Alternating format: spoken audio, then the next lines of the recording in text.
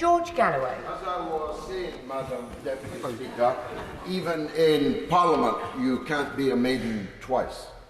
But I hope you'll permit me a moment of my 8 to pay tribute to my predecessor, Tony Lloyd, as he then was when I first met him at the Labour Party conference more than 40 years ago. He, a young left-wing engineering union delegate, me, even younger, from the Transport and General Workers Union. We became fast friends then and remained so through all the decades. We marched together against nuclear weapons, against the repeated massacres in Gaza at the hands of the Israeli occupation forces. We voted in the lobbies together against the renewal of Trident submarines. Tony Lloyd was a significant figure that should never be forgotten in this House, and certainly will not be forgotten in the Greater Manchester arena, where he was born and where he practiced his sincere political artistry over so many years. The Labour Party, of course, is not the party today that it was back then. And in this speech and in later speeches, I hope, if God spares me and you allow me to catch your eye. But Tony Lloyd, notwithstanding the very poor odour in which the Labour Party is held in the town of Rochdale, the only thing that unites the entire town of Rochdale is antipathy towards the Labour Council in the beautiful new refurbished town hall. And that's something we intend to change in just a few weeks from now at the local elections. But notwithstanding the poor odour of the Labour Party in the town, everyone respected and admired Tony Lloyd, Sir Tony Lloyd, as he was to become. And I'm grateful to you for allowing me to begin my address on this, the 7th time I have been elected to Parliament with today. The minister was bright and breezy, but frankly, all the spices in Rochdale could not give flavour to what can only be described as a nothing burger of a budget.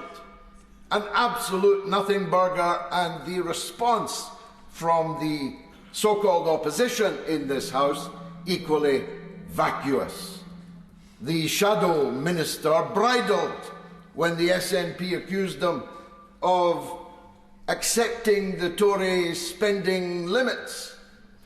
But he had no right to bridle, because everything that is being said by the leader of the opposition, by the shadow Chancellor of the Exchequer, accepts the economic orthodoxies of the Conservative government.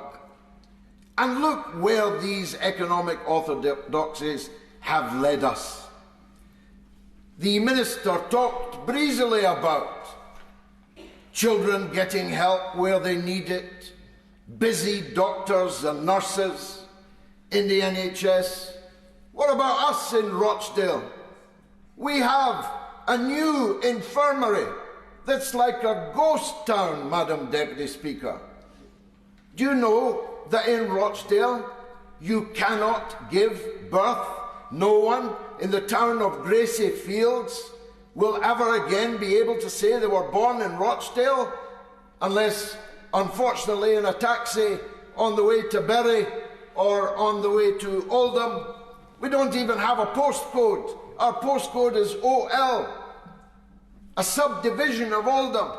This town, which was once one of the most prosperous in England, is now one of the poorest, abandoned, not just by the government, but abandoned by the Mayor of Greater Manchester, for whom I have no animus, quite the contrary, at least until recent weeks.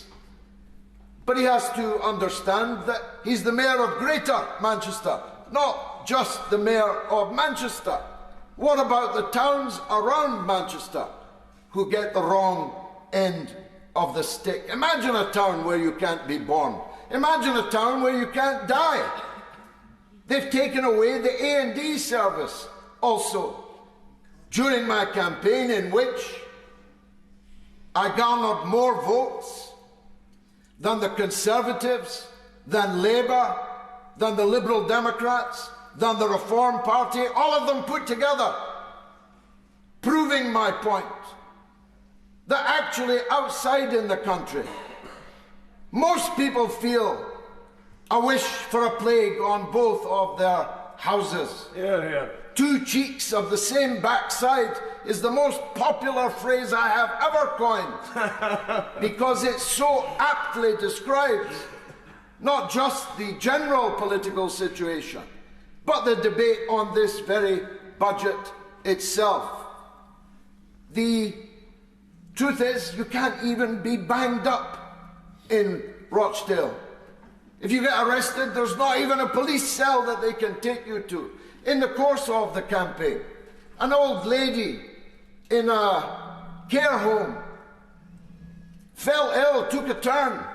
The ambulance took 45 minutes to reach her and didn't know where it was going to take her. And neither did her relatives gathered around anxiously, because the ambulance driver had to find which A&D in the greater Manchester area they could take her to. If it took her 45 minutes to get to another A&D, I've no idea what might have become of her. We are a town that has been abandoned by the state. We're a town that's increasingly abandoned by the Mayor of Greater Manchester. Half of the children, 50% of the children in two of the biggest wards in the parliamentary constituency are officially living in poverty. Half. Disgraceful. What was there in the budget for them, Madam Deputy Speaker?